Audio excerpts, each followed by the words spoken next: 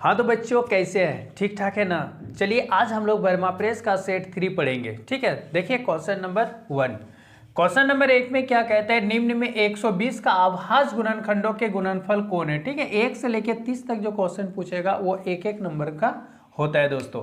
तो 120 का अभाज्य गुणनखंड, सबसे पहले आप 120 का गुणनखंड ऐसे करेंगे, 2 चक 12 0, फिर 2 से 2 तिया 6 0, 2 एका 2, 2 पंचे 10। अब ये देखिए 3 पचे 15। अब क्या कोई ऑप्शन में है इस तरह का, देखिए 120 का 2 गुना 2 गुना 2 गुना 3 गुना 5। अब देखिए कौन सा ऑप्शन में ये वाला है, जिस ऑप्शन में है तो वही उसका आंसर आ जाएगा। तो देखिए इस तरह का नहीं, पावर में दिया है तो पावर में मतलब 2 2 1 2 3 बार है ना, तो 2 का पावर 3 लिख देंगे, गुना 3 गुना 5। अब देखिए इस तरह का कितना नंबर में है, तो इस तरह का ए नंबर में है दोस्तों, ये हो गया इसका आंसर। ठीक है, आप देखिए 23/2 का पावर 3 5 का स्क्वायर का दशमलव प्रसार कैसा है। तो देखिए अगर कोई भी संख्या इसमें मान लो तो ऊपर में कुछ भी रहे, नीचे अगर 2 का पावर अगर m रहे और 5 का पावर कुछ n रहते हैं, मतलब 2 का पावर में कुछ अलग भी रहेगा और 5 का पावर में भी कुछ अलग रहेगा, तो हमेशा क्या होता है, शांत होता है। यानी 2 या 5, 2 आता है नीचे तो भी शांत होगा, या तो 5 आएगा तो भी शांत होगा, 5 का पावर कुछ भी आएगा तो भी शांत होगा, 2 का पावर कुछ भी आएगा तो भी ये क्या होगा, शांत आवृत्ति कहलाता है। तो ये क्या हो जाएगा, ये हो जाएगा शांत। अब देखिए क्वेश्चन नंबर 3। क्वेश्चन नंबर 3 में कह रहा है कि इसमें y बराबर px का ग्राफ दिया गया, बहुपद px के शून्यक क्या है। तो px के शून्यक हमेशा यही देखेंगे, ये वाला होता है x एक्सिस और ये वाला होता है y एक्सिस। अब देखिए ये x वाला लाइन है ना, इसको कितना बार काटेगा, मान लेते हैं इसे करके इसे काट दिया, तो कितना बार काट रहा है, 1 2 3 बार। तो आप px का शून्यक क्या लिखेंगे, px का शून्यक 3 लिखेंगे। लेकिन इसमें देखिए कितना बार काटा है, सिर्फ एक बार काटा है, तो इधर से नहीं ले गया है, इसमें जो काटा है वो ऐसे काटा है दोस्तों कि इसको काट के ऐसे कर दिया। तो ऐसे जो ले गया ना, तो इसको काटा, इसको नहीं गिनेंगे, बल्कि यहाँ ये x वाला लाइन को कितना बार काटा है, एक बार काटा है, क्योंकि हमें x वाला लाइन को देखना, y वाला को नहीं देखना आती है, नहीं इसका मतलब कितना बार, तो एक हो जाएगा। अब देखिए क्वेश्चन नंबर 4 में कहता है द्विघात बहुपद 3x² - x - 4, ठीक है, इतना के शून्यकों का गुणनफल होगा। तो इतना जो ये बहुपद दिया गया द्विघात बहुपद, तो द्विघात बहुपद में क्या पूछ रहा है कि शून्यकों का गुणनफल। तो शून्यकों का गुणनफल का फॉर्मूला ही क्या होता है, शून्यकों का गुणनफल जो हम लोग निकालते हैं ना, तो इसका फॉर्मूला हो जाता है c/a। अब c किसको कहते हैं, तो देखिए जो x² में जो गुना रहता है ना, इसको a बोलते हैं, x के साथ जो भी रहेगा यहाँ कॉफिशिएंट यानी गुणांक, उसको b बोलते हैं, और जिसमें x नहीं है उसको बोलते हैं c। तो c में -4 और a में कितना है, तो a में हो गया 3। अब देखिए कौन सा ऑप्शन है, तो ये हो गया ऑप्शन नंबर a, ये हो गया। अब फिर इसका आगे देखिए क्वेश्चन नंबर 5। क्वेश्चन नंबर 5 में क्या कह रहा है, समीकरण a1x plus b1y plus c1 equal to, इसमें दिया गया है 0, और दूसरा लिखता है कि a2x plus b2y plus c2 और इक्वल टू दिया गया 0। लिखता है यदि a1/a2 बराबर, यदि a1/a2 बराबर है b1/b2, अब बराबर नहीं है c1/c2, तो बोल रहा है तो समीकरण योग में क्या होगा। तो देखिए हम लोग पहला जानते हैं कि a1/a2 बराबर अगर नहीं होता b1/b2, तो इसको क्या बोलते हैं, एक हल है, यानी अद्वितीय हल है इसको बोलते हैं। दूसरा कंडीशन क्या होता था, a1/a2 बराबर है b1/b2 बराबर c1/c2 अगर हो जाता है तो इसको बोलते हैं अपरिमित रूप से अनेक हल है। और जब तीसरा आता है कि a1/a2 बराबर तो होगा b1/b2, लेकिन c1/c2 बराबर नहीं होता है, तो इसको क्या बोलते हैं तो ये आपका आ जाता है कि कोई हल नहीं है। तो कोई हल नहीं है, देखिए इसमें से यही वाला बोला है, तो सी नंबर ऑप्शन हो जाएगा, कोई हल नहीं है, कोई हल नहीं है, यानी सी नंबर। अब इसका आगे देखिए क्वेश्चन नंबर 6। क्वेश्चन नंबर 6 में कहता है समीकरण योग में दिया है 2x - 2x - 3y अब बराबर 0 दिया है।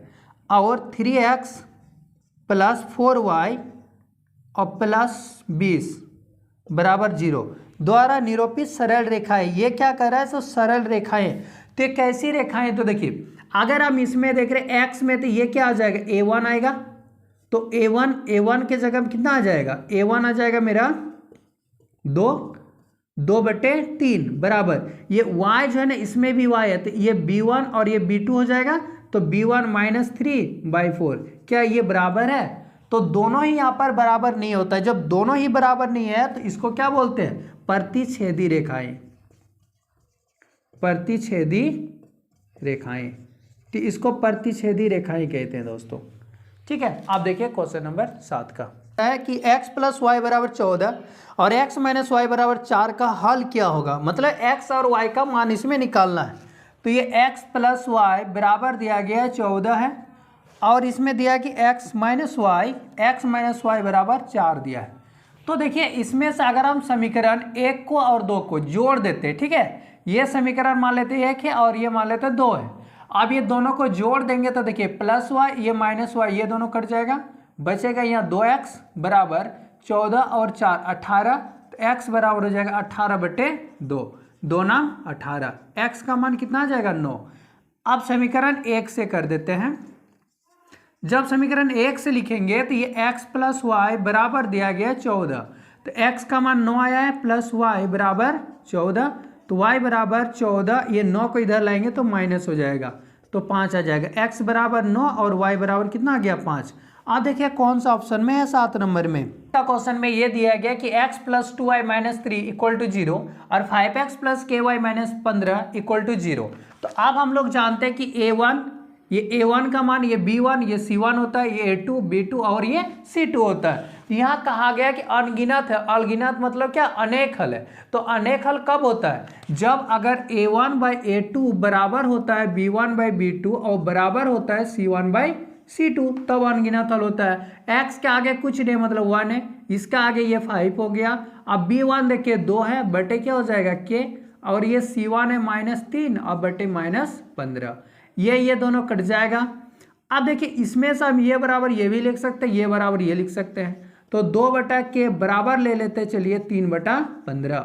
इससे ये गुना होगा, इससे ये गुना होगा, 3k बराबर हो जाएगा 15 × 2, तो k बराबर 30/3, 3.30। k का मान कितना आ जाएगा 10। अब देखिए k का मान 10 हो गया, तो 8 नंबर का कौन सा ऑप्शन सही है, तो यानी बी नंबर ऑप्शन सही है दोस्तों। चलिए इसका आ गया 9 नंबर। देखिए 9 में क्या कह रहा है कि कौन सा निम्न में कौन द्विघात समीकरण नहीं है। ठीक है, बहुत सारा क्वेश्चन में ये देता है कि कौन सा द्विघात समीकरण है, लेकिन इसमें ये दिया है कि कौन सा द्विघात समीकरण नहीं है। तो द्विघात समीकरण में हम लोग जानते हैं कि अगर वह ax² + bx + c अगर इस फॉर्म में रहे ना, तो ये द्विघात समीकरण होता है।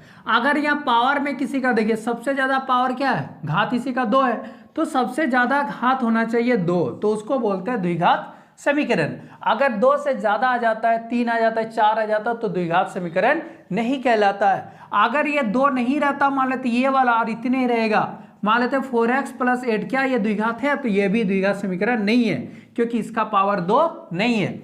अगर x³ + 8x = 0 देगा तो भी ये द्विघात बहुपद नहीं, द्विघात समीकरण नहीं है। क्यों, क्योंकि इसका पावर 3 दिया गया है। तो इसी तरह का देखते हैं ये वाला पहला क्वेश्चन को हम लोग बना के कि x + 2 का होल क्यू दे दिया है और = 2x × x² - 1।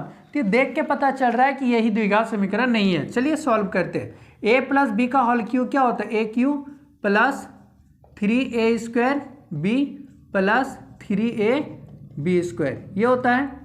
अब = ये वाला देखिए, इससे इसको मल्टीप्लाई करेंगे, 2x³ हो जाएगा माइनस ये हो जाएगा 2x। अब देखिए ये x³ हुआ, ये 3 दूगुना 6x², अब ये 2 दूना 4, 4 तिया 12x बराबर 2x³ और माइनस हो जाएगा 2x। अब देखिए x³ के इधर लाएंगे तो क्या हो जाएगा, x³ है -2x³ हो जाएगा और ये +6x² + 12x, और इसको इधर लाएंगे -2x तो प्लस हो जाएगा = 0। अब इससे इसको माइनस करेंगे तो -x³ होगा, क्योंकि 2 में से 1 घटाएंगे तो 1 बचेगा, तो x³ बचा और ये प्लस हो जाएगा 6x², अब प्लस ये देखिए 10 और 2 12, 2 14x बराबर 0। तो इसका पावर देखिए मैक्सिमम पावर इसमें कितना आ गया 3, इसलिए द्विघात समीकरण नहीं है, द्विघात समीकरण नहीं है। क्वेश्चन में पूछा क्या था, कौन सा नहीं है, तो यही वाला ए नंबर जो है द्विघात समीकरण नहीं है। तो हमेशा यही याद रखना है कि अगर उसका पावर मैक्सिमम पावर 2 रहे तो वह द्विघात समीकरण कहलाता है, उससे ज्यादा रहे तो द्विघात समीकरण नहीं कहलाता है। इसलिए इसका होता है x² + bx + 0। अब चलिए क्वेश्चन नंबर 10 देखते हैं। क्वेश्चन नंबर 10 में क्या कर रहा है, द्विघात समीकरण x² + x - 1 = 0। तो मूलों की प्रकृति बताना है, यानी x² + x और -1 = 0। तो मूलों की प्रकृति जैसे ही बोलेगा ना तो क्या निकालना, तो उसमें से d निकालना। तो d कैसे निकालते हैं, तो देखिए ये इसका आगे कुछ नहीं है, मतलब ये a बराबर 1 है, इसके नीचे कुछ नहीं है, तो b बराबर 1 और c बराबर -1। तो चूंकि d बराबर फॉर्मूला होता है b² - 4ac, तो b का मान 1 है, तो 1 का स्क्वायर - 4ac a1 और c कितना दिया है -1 दिया है। 1 का स्क्वायर करेंगे 1 ही होगा, ये माइनस और माइनस क्या हो जाएगा प्लस, 4 1 4, 4 और 1 5। तो चूंकि d क्या हो गया, बड़ा हो गया 0 से। जब d 0 से बड़ा हो जाएगा तो वास्तविक मूल होता है तथा असमान होता है, मतलब जो मूल निकलेगा ना वह दोनों अलग अलग निकलेगा और ये वास्तविक भी होगा। तो इसमें लिख सकते हैं वास्तविक तथा असमान, वास्तविक तथा असमान। आप देखो वास्तविक तथा असमान कितना नंबर में दिया है, तो इसमें वास्तविक तथा असमान है b नंबर में, ये हो गया इसका आंसर। ठीक है, चलिए आप 11 नंबर देखते हैं। में क्या कह रहा है, इसमें लिखता है कि यदि द्विघात समीकरण x² - kx - 10 = 0 के मूल -2 है तो k का मान बताइए। तो इसमें से एगो मूल दे दिया, मूल मतलब कि x का मान दे दिया है, x² - kx और ये -10 = दिया गया 0। लेकिन उसमें से एगो मूल दे दिया, मूल कितना दिया तो -2, तो k का मान पूछ रहा है। तो मूल जब देता है तो मूल हम लोग कैसे निकाल, जो x का मान आता है उसी का मूल कहते हैं। तो इसमें से दिया हुआ है x = -2, तो इसमें x = -2 बैठा देंगे। तो देखिए इसमें से क्या है, हमें मूल दिया हुआ है तो k x² x के जगह में -2 का स्क्वायर माइनस kx, k लिखेंगे x के जगह में -2 और -10 बराबर 0। तो 2 का स्क्वायर -2 का स्क्वायर करेंगे कितना आएगा 4, तो 2 दूना 4 और माइनस माइनस प्लस हो जाएगा 2k -10 = 0। अब ये देखिए 10 बचा, तो 10 और 4 10 में यहाँ 4 घटाएंगे 6 बचेगा, तो 2k - 6 बराबर 0। तो 2k बराबर उधर ले जाएंगे प्लस हो जाएगा, तो 6 k बराबर 6/2, 2 तिया 6, k का मान कितना आ गया 3।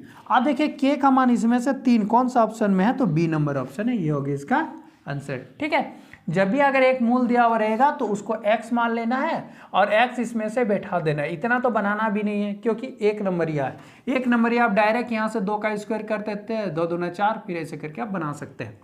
चलिए क्वेश्चन नंबर 12 में कहते हैं समांतर श्रेणी दिया है AP, इसमें AP दिया हुआ है, AP दिया -5 -1 3 7 ...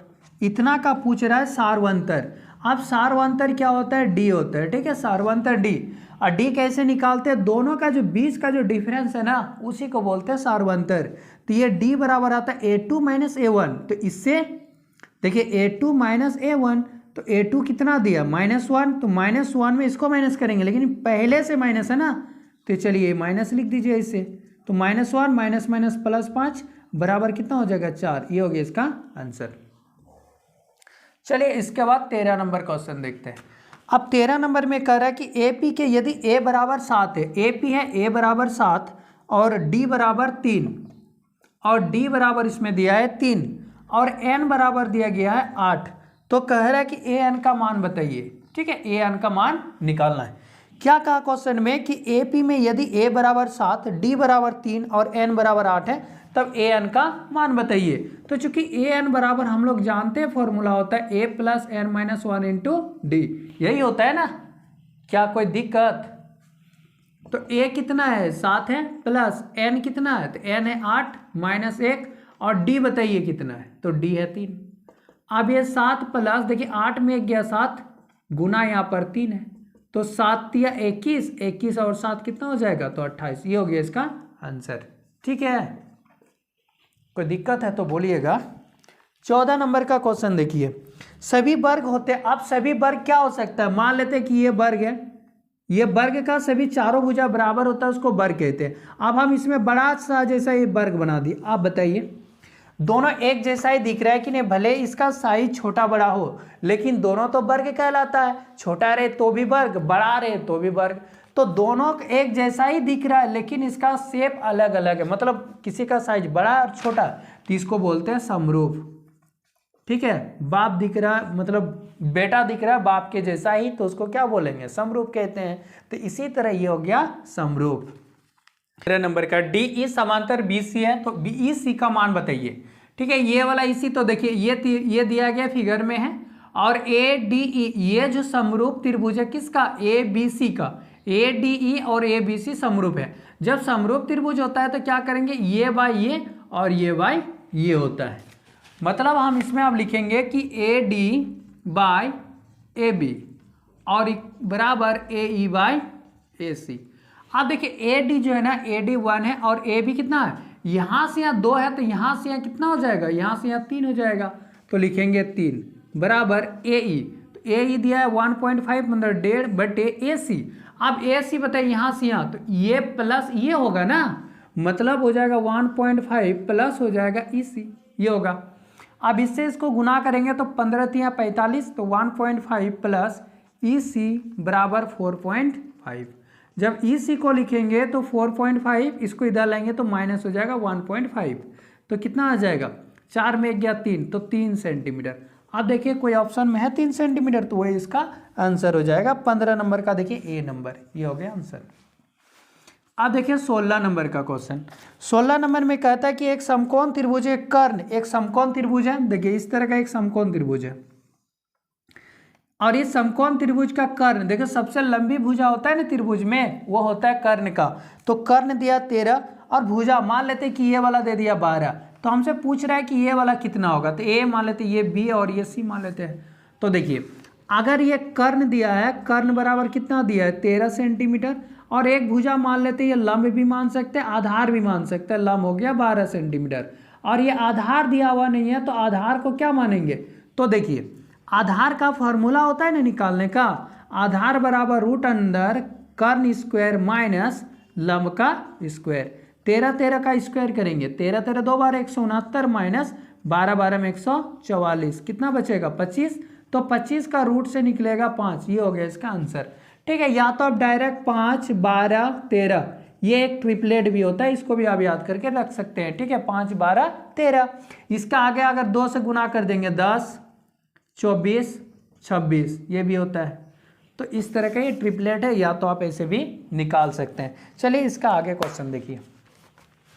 चलिए हाँ, तो आप देखिए 17 नंबर का क्वेश्चन। ठीक है, 17 नंबर में क्या कह रहा है कि बिंदु 0,0 मतलब ये बिंदु है, तथा 36,15 के बीच की दूरी बताइए। अब बीच की दूरी जो होता है ना, वो डिस्टेंस फार्मूला होता है ना, दूरी सूत्र से निकाला जाता है। ठीक है, तो दूरी सूत्र से कैसे निकालते हैं, जिसका हम लोग फार्मूला जानते हैं x2 माइनस x1 का स्क्वायर अब प्लस y2 माइनस y1 का स्क्वायर, ये होता है। अगर आपको फार्मूला याद नहीं रहता है तो आप क्या करेंगे, सिंपली इससे ये वाला को माइनस कर दीजिए और इससे इसको माइनस कर दीजिए और प्लस करके स्क्वायर कर दीजिए। जैसे देखिए x2 मतलब ये वाला आता है ना, 36 में से 0 को माइनस कीजिए, ये हो गया, फिर प्लस इससे इसको माइनस कीजिए, 15 माइनस 0 और इसका कर दीजिए स्क्वायर।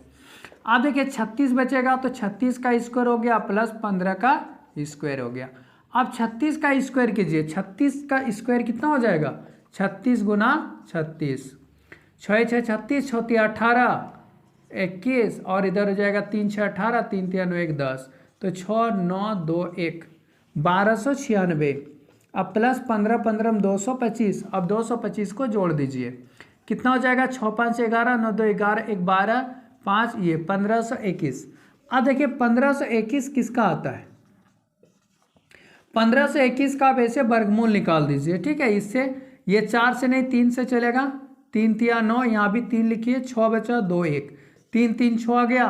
अब एक वह कौन सा नंबर से मल्टीप्लाई करेंगे जिसका लास्ट में 1 आता है, तो 9 से। देखिए 9 नाम 81, 9 54, उधर 8 62, यानी 39 आ गया। तो इसका कितना आ जाएगा 39, यानी दूरी इतना मात्रक हो गया। क्या बोला था, इसका दूरी बताइए। तो दूरी कितना हो गया, इतना मात्रक। आप देखिए कौन सा ऑप्शन में है इतना मात्रक, यानी क्वेश्चन नंबर 17 में देखिए सी नंबर का ऑप्शन है, ये हो गया। अब क्वेश्चन नंबर 18 देखिए। क्वेश्चन नंबर 18 कहते हैं बिंदु -3, 4 और 7, 8 को मिलाने वाले रेखाखंड के मध्य बिंदु है। तो मध्य बिंदु का निर्देशांक निकालना है। तो मान लेते हैं कि ए मान लेते हैं ये 3 और कितना दिया है तो 4, और ये बी मान लेते हैं, बी है 7 और 8। तो मध्य बिंदु के निर्देशांक क्या पूछ रहा है, मध्य बिंदु। तो मध्य बिंदु का बहुत ही आसान होता है दोस्तों, ये x1 प्लस x2, मतलब ये वाला और ये वाला दोनों को प्लस कर दीजिए, ठीक है। और नहीं तो आप ऐसे भी याद कर सकते हैं x प्लस x2 बाई 2 और y1 प्लस y2 बाई 2, ये भी फॉर्मूला याद रखिए। या तो आप डायरेक्ट ये वाला से ये वाला को प्लस कर दीजिए, ठीक है। तो 3 और 7, तो -3 और प्लस करेंगे 7 को बाई 2, और ये 4 और 8 को प्लस कर देंगे बटे क्या लिखेंगे 2। तो देखिए 7 में 3 घट जाएगा नहीं, 4 बचेगा, 4 बटे 2 और 8 4 12 बटे 2, 2 छक 12 और 2 दूना 4। तो कितना बचा इसका 2 और 6। अब देखिए 2 और 6 कौन सा ऑप्शन में है, तो 2 और 6 18 नंबर में जो आपका है डी नंबर का ऑप्शन में है 2 और 6, तो ये हो गया डी नंबर। 19 नंबर में कह रहे कि यदि ए का दिया है, ए दिया 5 और 0, फिर इसमें से बी भी दिया है 8 और 0, और फिर सी का है 8 और 4, ठीक है, 8,4 ये दिया गया है। अब इसमें से कहता है कि ए बी सी का क्षेत्रफल होगा। इसमें क्या निकालना है कि ए बी सी का क्षेत्रफल। तो देखिए त्रिभुज ए बी सी का क्षेत्रफल, तो ए बी सी का क्षेत्रफल कैसे निकालते हैं, इसका फॉर्मूला होता है 1/2 और इधर x1 और y3 minus y2 minus y3, फिर plus x2 into y3 minus y1, फिर plus x3 into y1 minus y2, ये फार्मूला हो जाता है। अब देखिए इसमें 1/2 आया और ये x1, तो देखिए ये वाला जो होता है ना वो x1 होता है, ये वाला y1 होता है, ये वाला x2, ये वाला y2, ये वाला x3, ये होता है y3। अब देखिए इसमें x1 की जगह कितना है 5 है, y2 देखिए y2 कितना है तो y2 है 0, माइनस y3 है 4, फिर प्लस आप लिखिए x2 कितना है तो x2 यहाँ पर है 8 और इंटू y3 है 4, माइनस y1 कितना है तो y1 हो गया 0, फिर प्लस x3 देखिए ये वाला है, x3 है 8, ठीक है। और इसके बाद क्या y1 माइनस y2, तो y1 देखिए 5 है और माइनस y2 कितना है y1 दोस्तों 0 है और ये y2 कितना है, ये भी 0 है। अब देखिए ये 1/2 आया। अब ये 5 0 में से 4 घटाएंगे -4 ही होगा, -4 को गुना करेंगे -20। अब ये देखिए 4 अट्ठे 32 और फिर ये हो जाएगा 8 से ये 0, तो 0 में 0 तो 0 ही हो जाएगा, खत्म। 1/2 गुना हो जाएगा, ये 32 में 20 घटाएंगे 12, तो 2 छक 12 कितना आ गया 6 वर्ग मात्रक। आप देखिए इसमें कौन सा ऑप्शन में 6 वर्ग मात्रक है, कितना नंबर है 19 नंबर। तो 19 नंबर में देखिए इसमें सी नंबर का ऑप्शन में है, तो ये हो गया सी नंबर। आप देखिए क्वेश्चन नंबर 20 में यदि साइन ए बराबर 3/4 है, ठीक है, यदि बोल रहा है साइन ए बराबर 3/4, तो पूछ रहा है कॉस ए का मान बताइए। अब देखिए कॉस ए जब निकालते हैं ना, कॉस थीटा बराबर क्या होता है बी बटे एच। अब बी बटे एच, तो इसमें तो ये होता है पी बटे एच होता है, तो ये p बटे एच है, लेकिन इसमें होता है कॉस का b बटे एच। हमें b निकालना होगा, तो b निकालने के लिए क्या करते हैं, b बराबर होता है H square minus P square, यानी 4 का स्क्वायर माइनस 3 का स्क्वायर कर देंगे। तो 4 16 माइनस 9 कितना हो जाएगा 25, 16, और इधर हो जाएगा ये निकालने के लिए 9 7 16 √7 बचेगा, तो ये निकल जाएगा। b तो निकल गया, आप लिख दीजिए कॉस ए बराबर होता है b बटे एच, b है √7 और h कितना है, h है यहाँ पर 4, तो हो गया इसका आंसर। चलिए अब 21 नंबर का देखते हैं क्वेश्चन, ठीक है। अब 21 नंबर में देखिए क्या लिख रहा है, 21 नंबर में लिखता है कि यदि 2 cos A बराबर 1 तो A का मान बताइए। 2 cos A लिखता है, चूंकि 2 cos A बराबर अगर 1 दिया है तो अगर हम ये cos A लिखेंगे ना तो ये इसके नीचे आ जाता है, ठीक है, तो 1/2। आप बताइए cos कितना डिग्री का मान 1/2 होता है, ठीक है, cos कितना डिग्री का मान 1/2 होता है। तो साइन उधर हो जाएगा cos, तो cos आ जाएगा 60 डिग्री का मान 1/2 होता है। ये cos cos कटा तो a बराबर कितना आ जाएगा, तो ये 60 डिग्री हो गया, ठीक है, a निकल गया ये 60 डिग्री। अब क्वेश्चन नंबर देखिए 22 का। क्वेश्चन नंबर 22 कहता है कि साइन 18 डिग्री बटे cos 72 डिग्री। जब भी इस तरह का रहेगा दोस्तों इसका आंसर हमेशा 1 ही आता है, ठीक है। साइन 18 बटे cos 72 जब भी इस तरह का बटे में रहेगा तो उसका आंसर क्या आएगा, तो 1 आएगा। देखिए साइन थीटा का क्या होता है, cos 90 डिग्री माइनस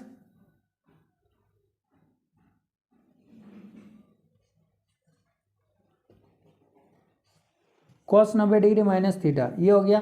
अब इसमें से अगर माइनस करेंगे तो cos 90 में माइनस करेंगे 72 डिग्री, अब बटे हो जाएगा cos 72 डिग्री, काट देंगे तो क्या आएगा 1।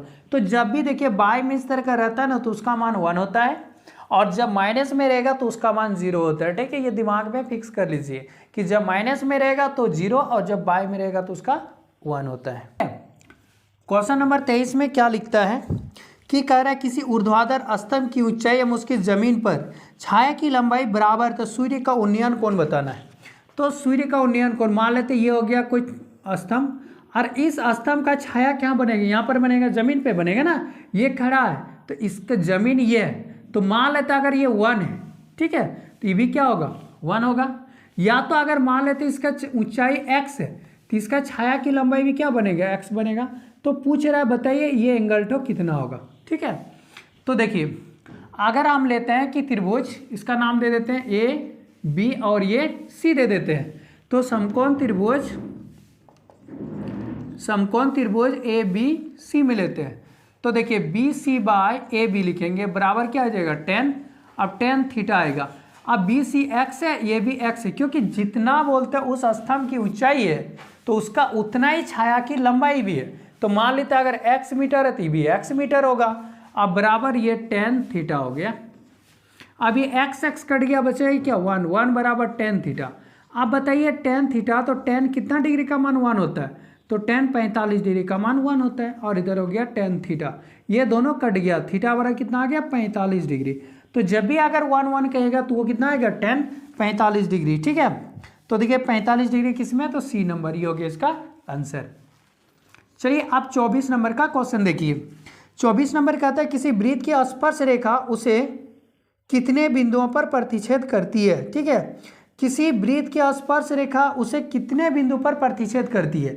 मान लेते ये वृत्त है, आप वृत्त की स्पर्श रेखाएं हम ऐसे नहीं खींचेंगे, ऐसे करके पार हुआ, देखिए एक जगह, अगर ये 2 जगह पार करेगा तब तो छेदक रेखा हो गया ना, 2 जगह पकड़ेगा तो छेदक रेखा कहलाता है, और एक जगह वृत्त में टच करते हुए जाता तो उसको स्पर्श रेखा कहते हैं। चाहे हम ऐसे भी खींचेंगे तो भी एक ही जगह टच करेगा। तो एक स्पर्श रेखा कितना जगह टच करेगा, काटेगा, तो एक जगह, 2 जगह काटने से छेदक रेखा कहलाता है। अगर क्वेश्चन में कहता है कि छेदक रेखा वृत्त के कितना भाग में काटती है, तो 2 हिस्सा में वो काटेगी, मतलब 2 जगह काटती है, और स्पर्श रेखा एक जगह काटती है, एक बिंदु पर काटती है। अब देखिए 25 नंबर का क्वेश्चन क्या कहता है कि इसमें दो दी गई आकृति में, देखिए इस तरह का ये आकृति दिया हुआ है, और इस आकृति में ये वाला है इस तरह का, फिर यहाँ से ऐसे 90 डिग्री होगा, स्पर्श रेखा है, ये वाला दिया गया है। अब इसमें से कहता है कि ये ए है, ओ है, और ये वाला पी है। तो हमसे पूछ क्या रहा है, कहता ओ पी 5 है, ओ पी यहाँ से यहाँ तक 5 सेंटीमीटर है, और कह रहा है कि पी ए ये वाला कहता है कि 3 सेंटीमीटर है। तो बताइए ओ ए कितना आएगा। तो देखिए जब ये 90 डिग्री है तो 90 डिग्री के सीधा वाला क्या होता है, हाइपोटेनियस, यानी कर्ण होता है, ये कर्ण हो गया, ये आधार हो गया, तो लंब हो गया। तो आप लिख सकते हैं कि ओ ए बराबर ओ पी का स्क्वायर, और माइनस कर देंगे ए पी का स्क्वायर, क्योंकि कर्ण का स्क्वायर माइनस आधार का स्क्वायर, कर्ण है 5 तो 5 का स्क्वायर माइनस 3 का स्क्वायर कर देंगे। तो 5 का स्क्वायर हो जाएगा 25 माइनस 3 का हो जाएगा 9, कितना आ जाएगा 16, 16 का निकल जाएगा 4, यानी OA कितना आ गया 4 सेंटीमीटर। आप देखिए 25 नंबर में 4 सेंटीमीटर किस में है, तो बी नंबर का ऑप्शन, ये हो गया इसका आंसर। ठीक है, क्वेश्चन नंबर 26 में क्या लिख रहा है, इसमें लिखता है कि 7 सेंटीमीटर त्रिज्या वाले अर्धवृत्त का क्षेत्रफल ज्ञात कीजिए। ठीक है, तो R बराबर कितना दिया 7 सेंटीमीटर। क्या पूछा, अर्धवृत्त का क्षेत्रफल। तो अर्धवृत्त का क्षेत्रफल क्या होता है, वृत्त का क्षेत्रफल होता है पाई आर स्क्वायर। ठीक है, अर्धवृत्त मतलब आधा, अर्धवृत्त मतलब वृत्त का आधा, काट देंगे तो 1/2, तो 1/2 पाई आर स्क्वायर। तो 1/2 पाई का मान 22/7 ले लीजिए, और ये आर स्क्वायर, आर कितना दिया 7, तो 7 का स्क्वायर कर दीजिए। 1/2 गुना 22/7 गुना 7 गुना 7, ये 7 से ये 7 काट दीजिए, 2 11 22, 11 7 77 सेंटीमीटर स्क्वायर। ये हो गया दोस्तों इसका आंसर कितना 26 नंबर का। देखिए कितना में है, तो डी नंबर ऑप्शन में है। चलिए इसका आगे देखते हैं 27 नंबर का क्वेश्चन। ठीक है, 27 में क्या कहता है, केंद्रीय कोण थीटा और त्रिज्या आर वाले त्रिज्याखंड की चाप की लंबाई बताइए। यानी थीटा बराबर दिया गया है थीटा डिग्री और आर बराबर आर ही दिया है, तो क्या पूछ रहा है हमसे, त्रिज्याखंड के चाप की लंबाई, त्रिज्याखंड के चाप की लंबाई। देखिए चाप की लंबाई का ये फॉर्मूला ये होता है, क्या होता है, थीटा बटे 360 डिग्री और गुना 2 पाई आर। अब देखो कोई ऑप्शन में है, क्योंकि देखिए थीटा की जगह तो थीटा ही बोला है, बाय होता है 360 डिग्री गुना 2 पाई लिखेंगे, आर की जगह आर ही दिया है, मतलब ये वाला आंसर होगा। अब ऑप्शन में देखिए क्या इस तरह का दिया है, तो 27 नंबर का ऑप्शन में देखिए ए नंबर दिया है, ये ए नंबर हो गया। चलिए अब 28 नंबर का देखते हैं। ठीक है, 28 नंबर में क्या कह रहा है कि एक घन का किनारा, घन जो है ना, घन क्या होता है दोस्तों, घन जैसे लूडो का गुठी जो हुआ ना, जो हम लोग खेलते हैं लूडो, तो लूडो का गुठी वह घन है। ठीक है, तो घन का कहता है कि उसमें एक घन का किनारा 5 सेंटीमीटर, संपूर्ण पृष्ठ क्षेत्रफल बताइए। यानी भुजा दिया गया घन का वह है 5 सेंटीमीटर, तो घन का संपूर्ण पृष्ठ क्षेत्रफल, घन का संपूर्ण पृष्ठ क्षेत्रफल का फॉर्मूला होता है 6 × भुजा स्क्वायर। ठीक है, इसको आप 6L स्क्वायर भी याद करके रख सकते हैं। 6 गुना भुजा कितना है 5 है, तो 5 का स्क्वायर कर दीजिए, 6 गुना 5 है 25, 25 से कितना हो जाएगा 150, तो ये सेंटीमीटर स्क्वायर हो गया किसका, तो घन का संपूर्ण पृष्ठ क्षेत्रफल का फॉर्मूला होता है 6 गुना भुजा स्क्वायर। अब भुजा इसमें से दिया 5, 5 का स्क्वायर 25, 25 गुना 6 150 होता है। चलिए अब 29 नंबर देखिए। 29 नंबर कहता है वर्ग अंतराल की निम्न सीमा एवं संक्षेप बराबरता के बीच खींचे गए आलेख को किस प्रकार का त्वरण कहलाता है, तो उसको कम प्रकार कहा जाता है। ठीक है, यानी इसका ए नंबर आ जाएगा दोस्तों।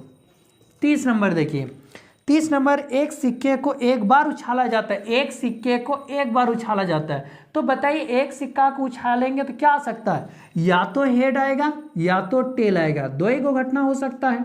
ठीक है, एक सिक्का को जो एक बार उछालेंगे तो या तो हेड या तो टेल आएगा। अब आगे कहता है कि तो एक चित्त प्राप्त करने की प्रायिकता बताइए। क्या, तो प्रायिकता किसका बोल रहा है, तो इसमें घटना कितना होगा, 2 घटना होगा, लेकिन एक चित्त बोल रहा है। क्या बोल रहा है प्रायिकता में, एक चित्त, तो ये हेड और टेल, तो हेड हो गया। तो एक चित्त अगर बोलेगा तो चित्त कितना हो सकता है, एक ही गौना होगा, चित्त और एक पॉट, यानी बोलते हैं चित्त पॉट, तो चित्त आएगा 1 गो और टोटल मिला के 2 गो, तो 1/2 ये हो गया आंसर। तो दोस्तों 1 से लेकर 30 नंबर क्वेश्चन का ये सॉल्यूशन हो गया, और इसके बाद वाला वीडियो में मैं 2 नंबर 3 नंबर का जो क्वेश्चन पूछता है उसको लेके आएंगे। तब तक आप लोग इसको पढ़ते रहिए। अगर किसी भी तरह का दिक्कत हो तो कॉन्टैक्ट नंबर दिया गया, आप उसमें फ़ोन भी कर सकते हैं या तो आप उसमें कमेंट करके भी पूछ सकते हैं। ठीक है दोस्तों, थैंक यू।